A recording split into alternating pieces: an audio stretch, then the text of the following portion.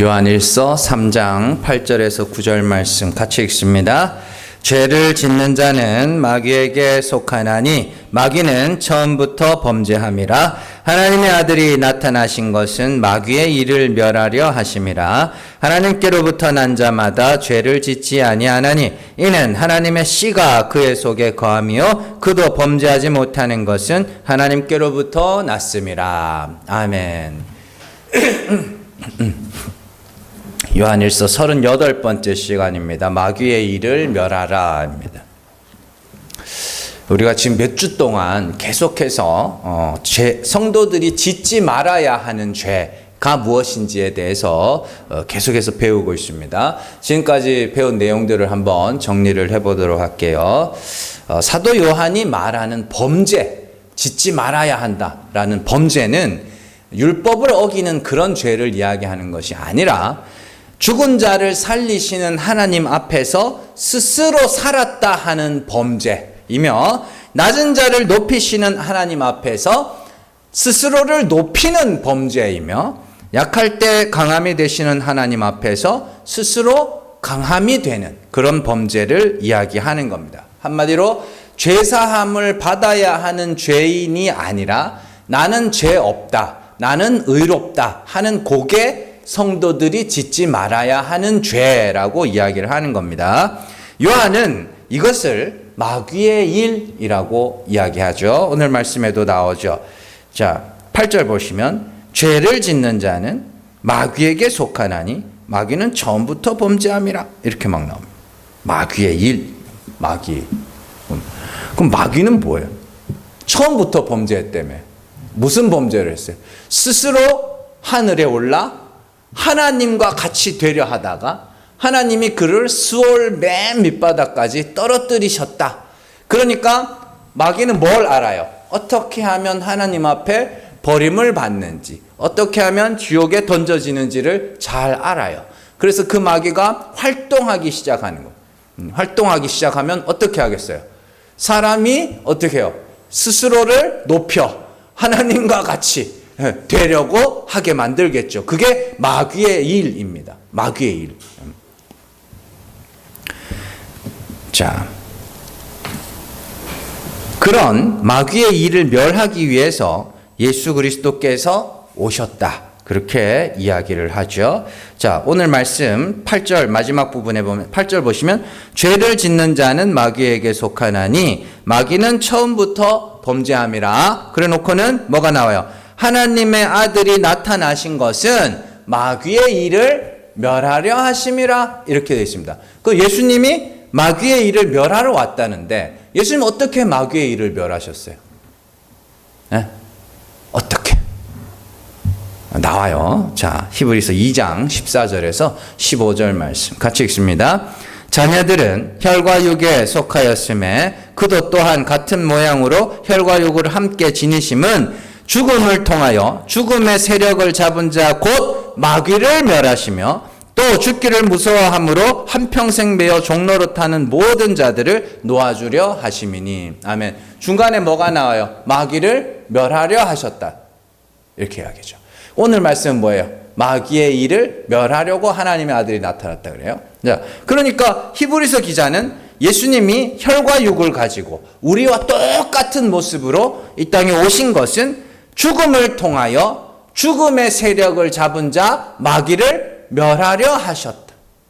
그러면 마귀를 멸하는 방법이 뭐예요? 죽음이에요.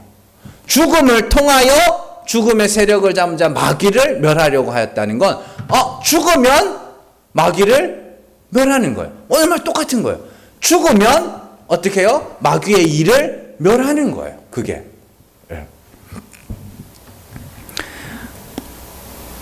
여기서 히브리서 기자는 요한보다 조금 더 명확하게 마귀의 일을 멸하는 것이 무엇인지를 말해주고 있죠. 죽음을 통하여 마귀를 멸하심으로 한평생 마귀의 종로로 타는 자들을 놓아주려 하심이라. 자, 이 말은 뭐냐면 예수님께서 이렇게 하는 거예요. 잘 봐. 이렇게 율법 앞에서 저주받을 죄인, 나무에 달리는 건 저주를 받아 죽는 거예요. 저주받을 죄인으로 죽는 것이 사는 거야. 하나님 앞에서 율법 전체를 어긴 자처럼 납작하게 엎드려서 하나님, 나는 죄인입니다. 나를 불쌍히 여겨주세요 하는 그게 사는 거예요. 그게 마귀의 일을 멸하는 거예요. 그래서 우리가 더 이상 뭐를 안 무서워해요? 죽음을 무서워하지 않게 되죠.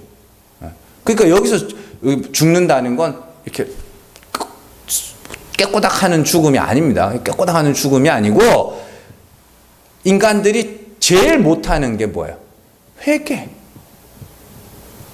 인간관계에서도 다 나타나잖아요. 인간관계에서도 자기가 잘못한 게 뻔히 알고 있는데, 다 들통났는데 뻔뻔스럽게 죄가 없는 것처럼 그렇게 살아가죠.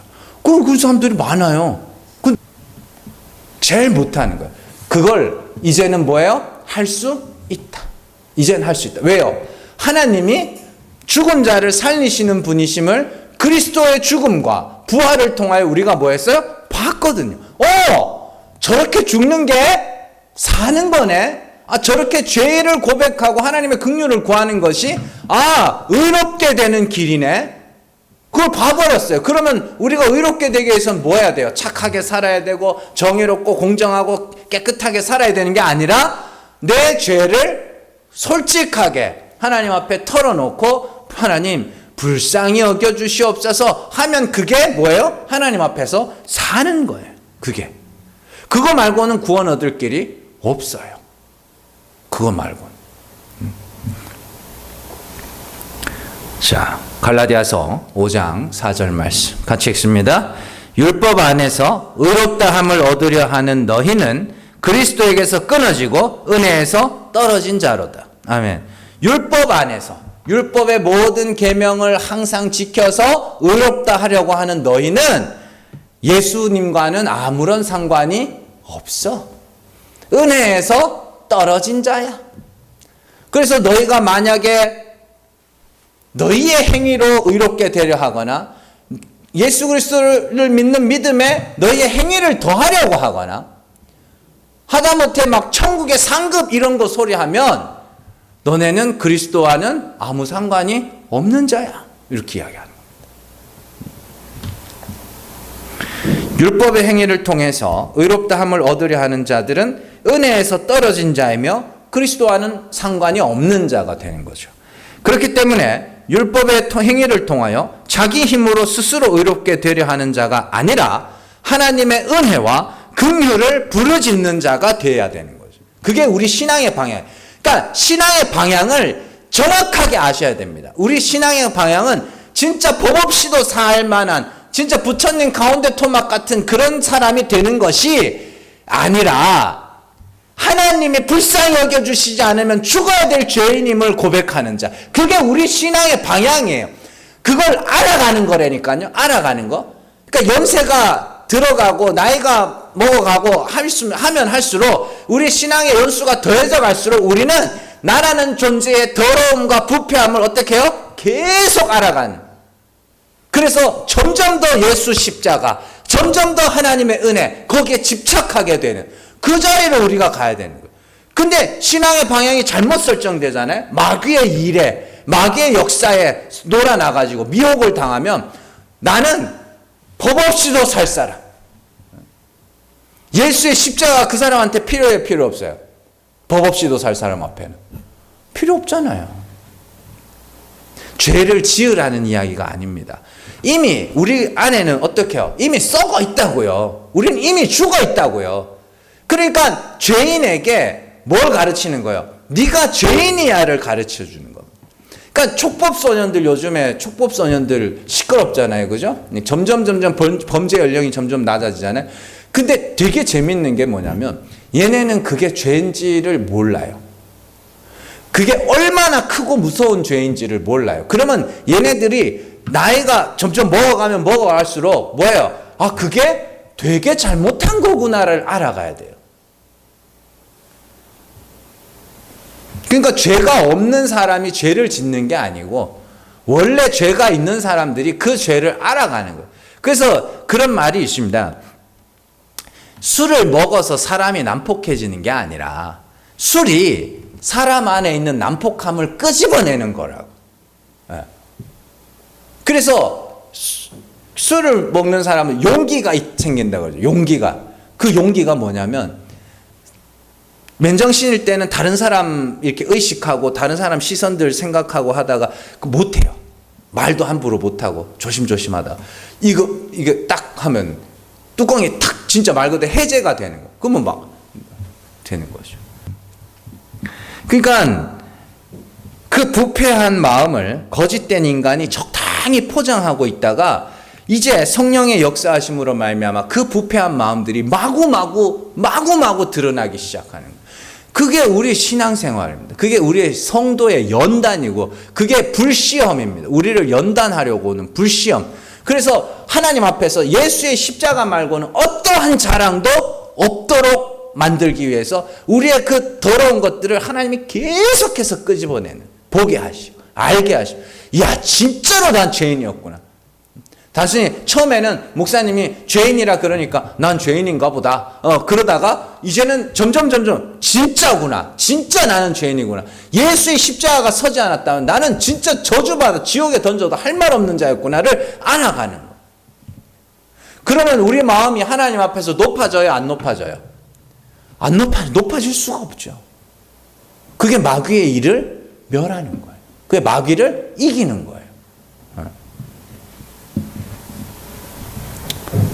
자, 이를 보여주는 구약의 사건이 있습니다. 구약의 사건. 미디안 군사 13만 5천 명이 이스라엘을 쳐들어올 때 사사 기드온이 일어나서 사람들을 불러 모읍니다. 그때 3만 2천 명이 모여요. 3만 2천 명이 모였는데 그 사람들 13만 5천 명 대 3만 5천이면 되게 불리하잖아요. 그죠? 숫자상 봤을 때. 근데 하나님이 많다 그래요. 많다. 그럼 10,000명으로 줄여요.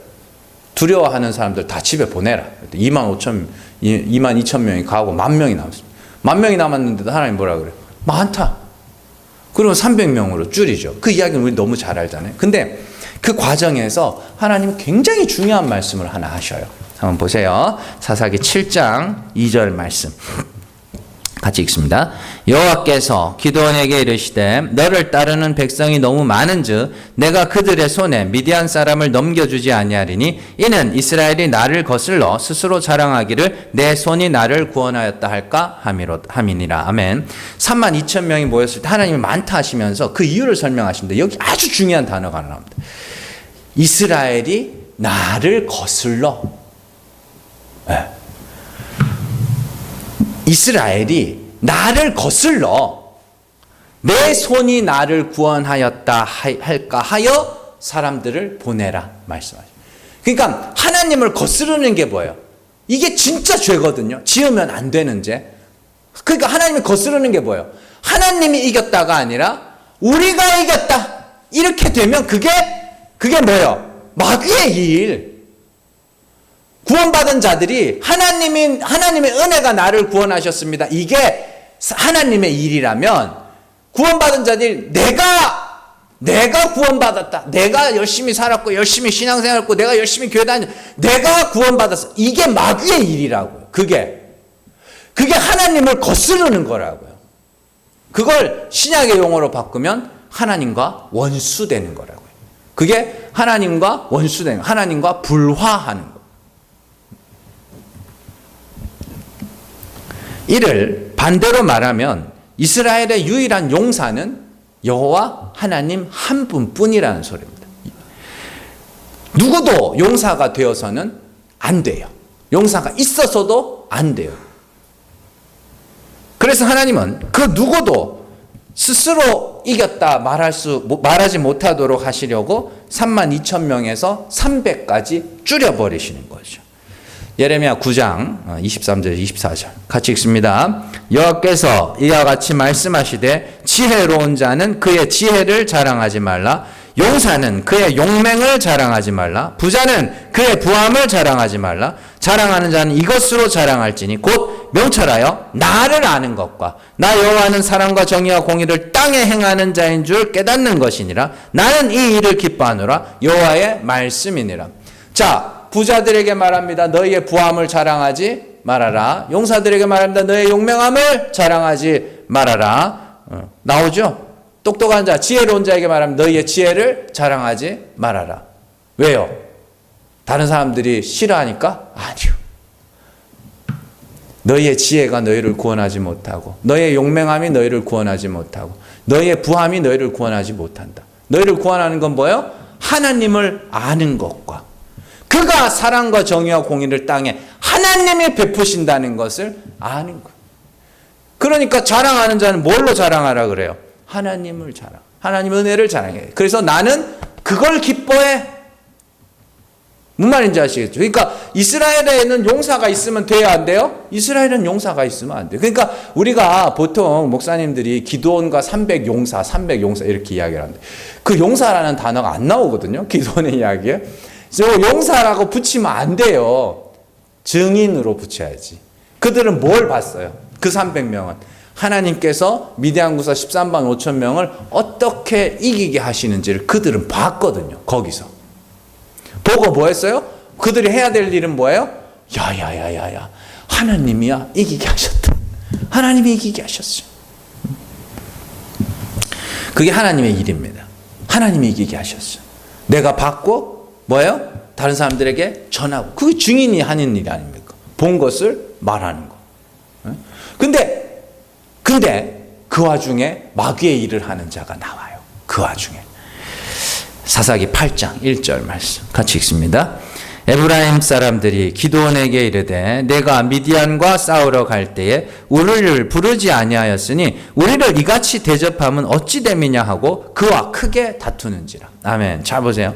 기드온이 하나님의 은혜로 말미암아 미디안 군사를 쳤어요. 그런데 에브라임 사람들이 기드온에게 나와서 왜 미디안하고 싸우러 갈 때 우리 안 불렀냐? 에? 그렇게 이야기를 합니다. 그러면은 에브라임 사람들이 나오면 전쟁을 이겨요? 에? 전쟁을 이겨요, 안 이겨요? 그 에브라임 사람들은 왜 이 말을 하는 거예요? 우리가 왔으면 이겼을 텐데, 수월하게 이겼을 텐데. 그 맞는 말이에요, 틀린 말이에요? 틀린 말이죠. 왜요? 에브라임 사람이 있든지 없든지 하나님이 이기게 하신 거니까. 그런 거예요. 이게 되게 중요한, 이게 마귀의 일이에요. 마귀의 일. 에브라임 사람들이 지금 하는 게, 야, 씨, 우리가 왔으면 더 크게 이겼지. 그러면 그 영광을 하나님께로 돌아가야 될 영광을 누가 빼앗는 거야? 에브라임 사람들이 빼앗게 되는 거죠. 그래서 기드온은 좀 착했어요.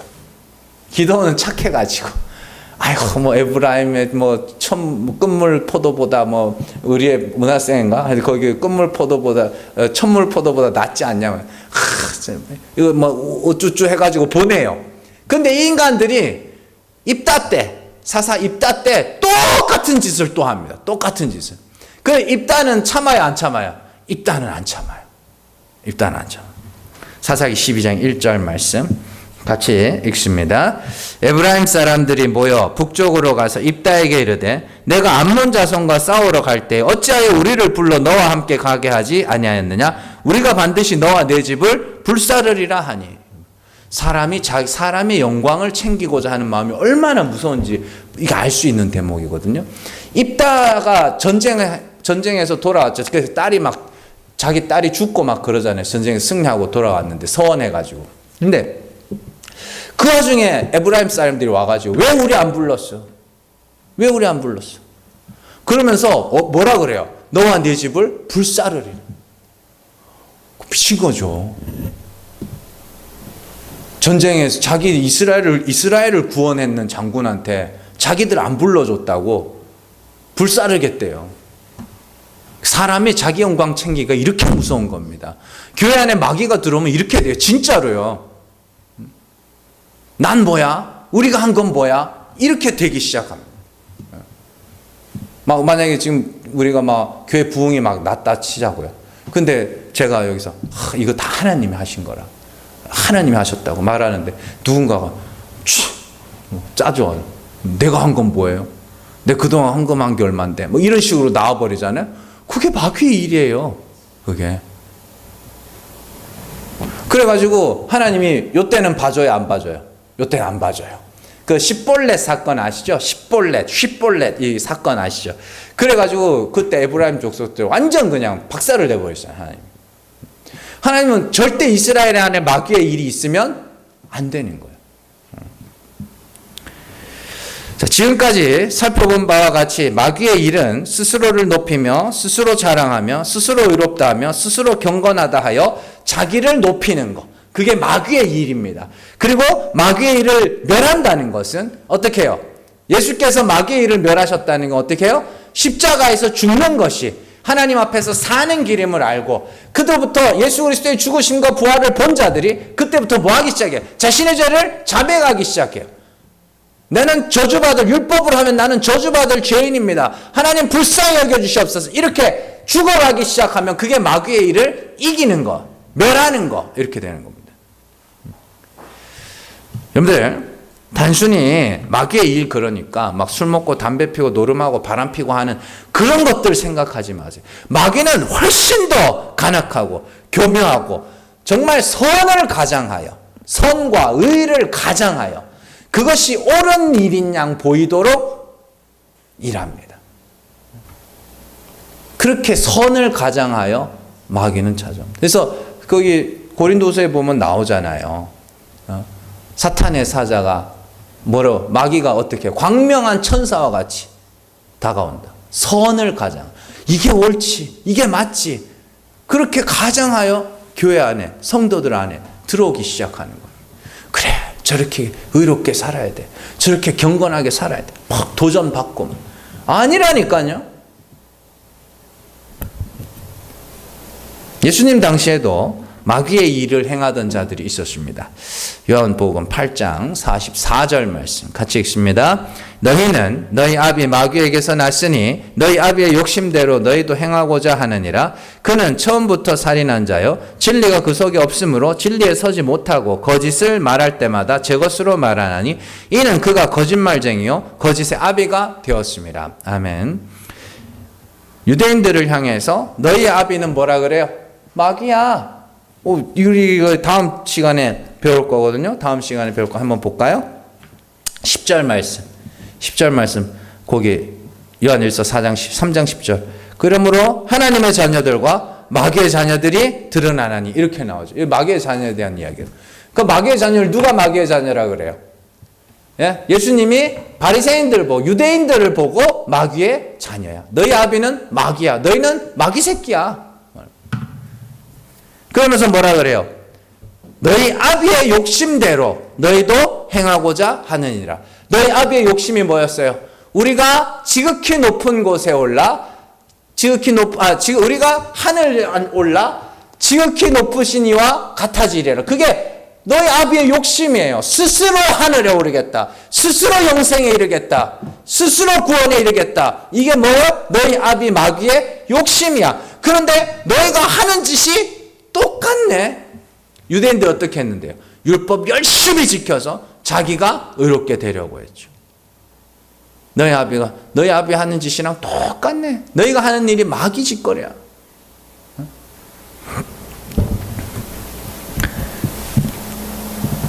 자, 그래서 그들이 마귀 짓을 하는 이유가 뭐라 그래요?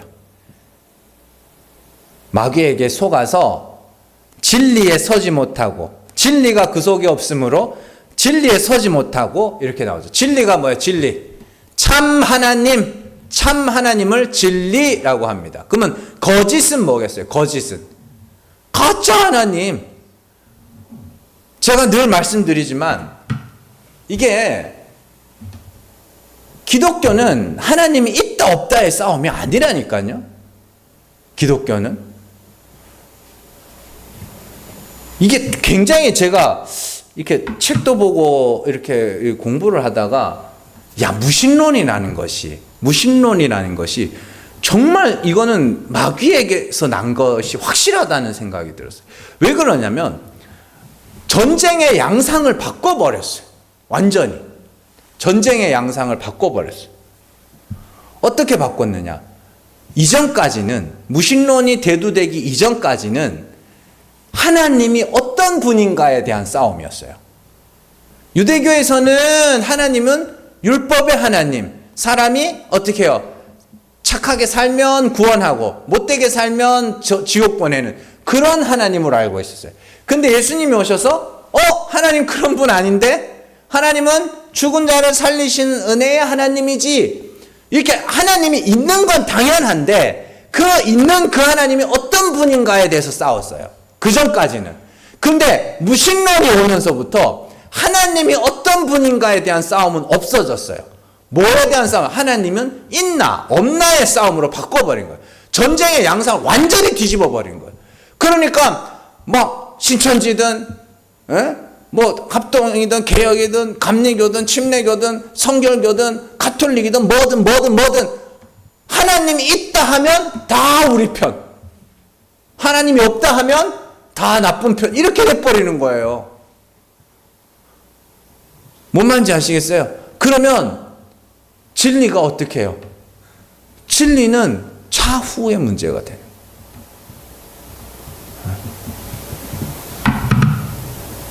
되게 무서운 거예요, 여러분들. 이 무신론과의 싸움이라는 것이, 여러분들은 그러면 무신론과 싸우면 돼야 안 돼요? 무신론과 싸우면 안 돼요. 여러분들은 뭐 해야 되냐면 진짜 하나님이 어떤 분인지에 대해서만. 야, 하나님이 있는 건 당연한 거지. 증명해봐. 그럼 야, 이게 만들어진 게 다 하나님 만든 거 아니냐? 응?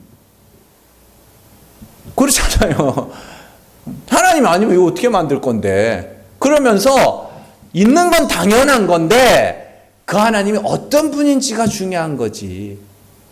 남자 여자가 결혼을 했어요. 그러면 결혼을 하면 끝이에요? 결혼하면? 아니잖아요. 신랑이 어떤 사람인지, 신부가 어떤 사람인지가 중요한 거지. 무작정 결혼만 하면 끝인 게 아니란 말이에요. 그러면 진리가 그 속에 없다는 건 그가 참 하나님을 알지 못한다. 그럼 거짓의 아비가 됐다. 거짓이 뭐예요? 막 속이는 거 맞죠? 뭘로 속여요? 하나님은 이런 분이야. 하나님은 이런 분이야.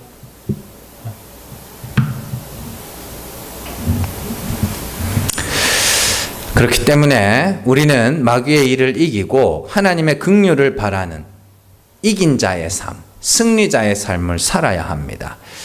이렇게 설명하면 사람들은 그래, 우리가 이제 마귀의 일을 이기자, 이렇게 이제 다짐을 하게 됩니다. 근데 여기 반전이 있어요. 반전이 있어요. 요한은 마귀의 일을 이길 수 있는 자들이 정해져 있다고 말합니다. 정해져 있다. 오늘 말씀에서, 오늘 말씀 9절 말씀 보시면 두 번 반복해서 나오는 말이 있는데, 하나님께로부터 난 자입니다. 하나님께로부터 난 자.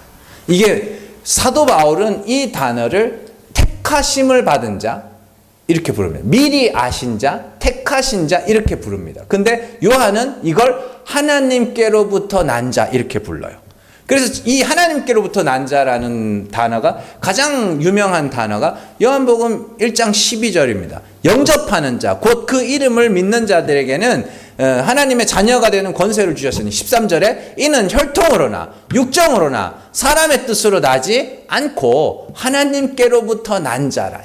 그러니까 예수를 영접하는 자는 하나님의 자녀가 되는 권세를 얻는데, 그들이 어떤 자들이냐면 아버지가 믿는다고 자녀가 믿는 게 아니고, 혈통으로나 육정으로나 사람의 정으로나 내가 막 믿겠다고 해서 믿을 수 있는 것도 아니고, 하나님께로부터 난 자만 영접한다. 하나님께로부터 난 자만. 그러니까 영접하는 자는 정해져 있다라는 이야기예요. 그리스도를 영접하는 자는 정해져 있다. 그래서 내가 그리스도를 영접했으면 나는 하나님께로부터 난 자인 거예요. 근데 뭐 영접하는 게 뭔지를 알아야 영접을 하죠. 교회를 다닌다고 영접하는 게 아니잖아요. 자, 요한복음 1장 11절에서 13절 말씀 같이 읽습니다. 자기 땅에 오매 자기 백성이 영접하지 아니하였으나 영접하는 자 곧 그 이름을 믿는 자들에게는 하나님의 자녀가 되는 권세를 주셨으니 이는 혈통으로나 육정으로나 사람의 뜻으로 나지 아니하고 오직 하나님께로부터 난 자들이니라. 아멘. 하나님께로부터 난 자. 그러니까 예수님이 오셨어요. 자기 땅 유대인들에게 오셨어요. 근데 그 자기 백성, 유대인, 스스로 하나님의 백성이라 일컫던 유대인들이 예수님을 영접해요, 안 해요? 안 해요. 근데 그 중에 영접하는 자들이 있는데 그들은 하나님께로부터 난 자들이야. 그들은 택하신 자들이야. 바울도 똑같은 이야기를 합니다. 십자가의 도가 멸망받는 자들에게는 미련하고 어리석은 것인데 구원받는 자들, 부르심을 받은 자들에게는 하나님의 능력과 지혜로 들리더라. 십자가의 도가. 죽은 자를 살리시는 하나님. 그래서 우리가 그리스도와 같은 죽음을 죽어야 하나님이 다시 산다는 것을 알고 하나님 앞에서 자신의 죄를 자백하고 주의 이름을 부르는 자들. 그들은 그 십자가의 도가 멸망받을 자들은 어리석게 들린다는 거예요. 야씨, 사람이 착하게 살아야지. 사람이 의롭게 살아야지. 착한 일 많이 해야지. 구제하고 봉사하고 열심히 해야지. 어려운 이웃 도와줘야지. 그래야 하나님이 그에 대한 보상으로 구원을 주지. 그런 생각을 갖고 있어요. 대부분의 사람들이 다 그런 생각을 갖고 있습니다. 그런 세상 속에 아니야. 우리는 의롭게 될 수 없어. 하나님이 불쌍히 여겨주셔야 돼. 그러니까 자신의 죄를 자백하고 하나님의 긍휼을 구해야지라고 하니까 사람들이 뭔 말도 안 되는 소리를 하고 있어. 이렇게 돼요. 이렇게 받는 거예요. 뭔 말도 안 되는 소리를 하고 있어. 그런데 그 중에 그래? 하나님이 그런 분이었어? 그들이 뭐예요? 부르심을 받은 자. 택하신 자. 하나님께로부터 난 자. 그래서 오늘 말씀 잘 보시면 9절 말씀 보시면 하나님께로부터 난 자마다 죄를 짓지 않는다.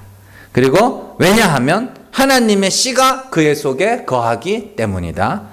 그래서 그도 범죄하지 못하는 것은 하나님으로부터 났기 때문이다. 그러니까 두 번이나 나와요. 하나님으로부터 난 자는 범죄할 수가 없어.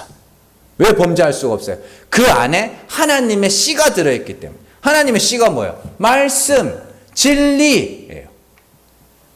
그 말씀 진리가 뭐예요? 참 하나님을 아는 지. 그러니까 이렇게 됩니다. 참 하나님께로부터 난 자들은 참 하나님을 알기 때문에 예수께서 나타내신 참 하나님이 어떤 분인지를 알기 때문에 그를 거슬러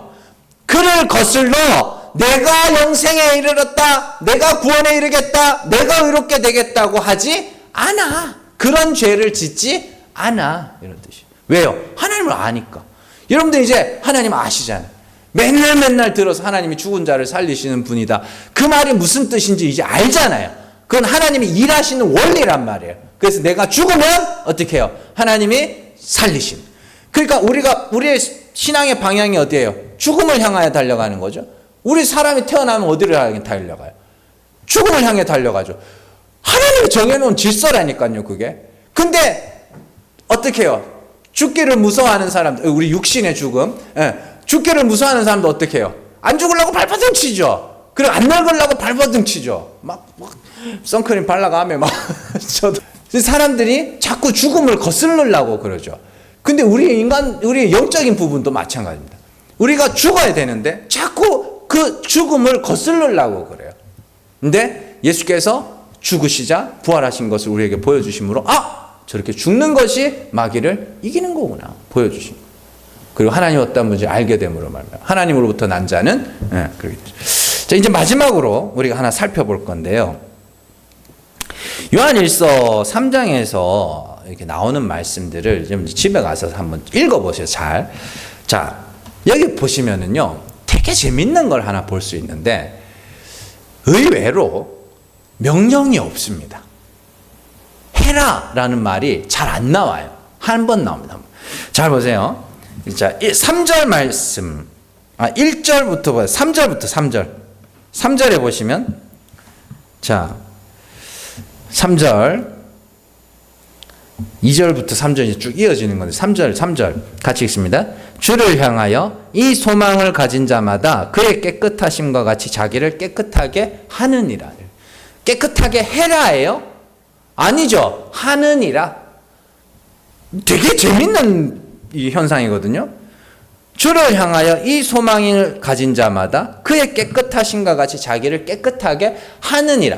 당연히 그렇게 되는 거야 라는 뜻입니다. 자, 또 한번 보세요. 6절 말씀 같이 읽습니다. 그 안에 거하는 자마다 범죄하지 아니하나니 범죄하는 자마다 그를 보지도 못하였고 그를 알지도 못하였느니라. 범죄하지 마라 그래요? 범죄하지 못한다. 그렇게 당연히 그렇게 되는 것처럼 이야기를 해요. 그죠? 7절. 그리고 오늘 말씀까지도 오늘 말씀 하나님께로부터 난 자마다 죄를 짓지 아니하나니 이는 하나님의 씨가 그의 속에 거하며 그도 범죄하지 못하는 것은 하나님께로부터 났음이라. 명령이 있어요 없어요? 없죠. 명령 딱 한 번 나와요. 7절에 자녀들아 아무도 너희를 미혹하지 못하게 하라. 명령 딱 한 번 나와요. 1절부터 9절까지 문장이 몇 개가 나오는데 잘 보시면 명령이 의외로 명령이 안 나와요. 이건 뭐냐면 요한이 성도들에게 이렇게 해라 저렇게 해라 라는 말을 하는 게 아니라 하나님이 택하신 자들에게 하나님께서 어떤 일을 행하실지 성도들 너희가 하나님의 자녀라는 증거에 대해서 이야기하고 있는 거예요. 그렇게 되는 거예요. 우리는 하나님을 알았기 때문에 이전에는 하나님이 있다 없다의 싸움에 속해서 하나님이 있지 그러고 있던 때에는 하나님이 어떤 분인지를 모르니까 어떻게 해요? 내 마음대로 신앙생활. 근데 이제는 하나님이 어떤 분인지를 알게 됐어요. 알게 되니까 하나님 앞에서 내가 스스로를 높일 수가 없게 되는 거예요. 저는 앞에서 높이지 마세요라고 말하지만 사실은 그건요 명령으로 여러분들에게 그렇게 하라는 게 아니고 여러분들 안에서 말씀이 진리가 그렇게 만들어 가고 있는 것을 말하는 것일 뿐입니다. 되어 가는 것을.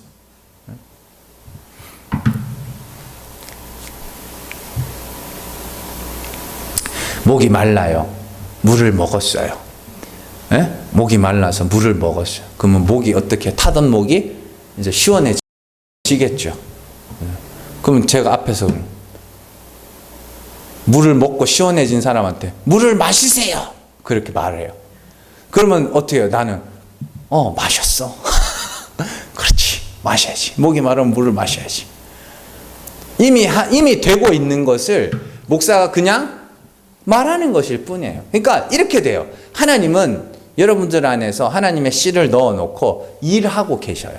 그리고 저는 하나님이 하시는 일을 뭐 하는 거예요? 확인시켜 주는 것일 뿐입니다. 여러분들 안에서 되어가는 일들을 목사는 그냥 말할 뿐이에요. 그러니까 이렇게 되면 어떤 일이 생기느냐? 목사라는 존재가 굉장히 높임을 받을 만한 존재가 아니에요. 그냥 하나님께서 내가 잘 가고 있나? 잘못 가고 있나? 요걸 확인하는 정도인 것이죠. 그래서 제가 갈 길을 저기로 가는 것이 올바른 방향입니다. 우리는 죽은 자 가운데서 살아나기 위하여 죽음을 향하여 달려가는 것이 옳은 방향입니다. 근데 여러분들 안에 진리가 있어. 그 진리가 나를 어떻게 해요? 끌고 가고 있네. 이렇게 가는 게 맞네. 이렇게 가는 길이 맞네. 이거를 이제 제가 하는 말로 영이 땡긴다 이렇게 이야기해요. 핏줄이 땡긴다 뭐처럼 영이 땡긴다. 하나님은 그 택하신 자들을 절대로 마귀의 일에 가담시키시지 않습니다. 혹 우리가 잠깐 미혹에 넘어가서 마귀의 일에 가담한다 할지라도 하나님은 다리몽댕이를 부셔뜨려서라도 다시 제자리로 옮기시는 하나님. 잘 기억하시고 정말로 진리가 여러분들을 이끌어 가실 때 이렇게 죽어가면서 하나님의 긍휼을 부르짖는 것이 옳은 방향이구나를 깨닫고 정말로 생명의 길 잘 걸어갈 수 있는 저러분들 되시기를 주님의 이름으로 축원합니다. 기도하겠습니다.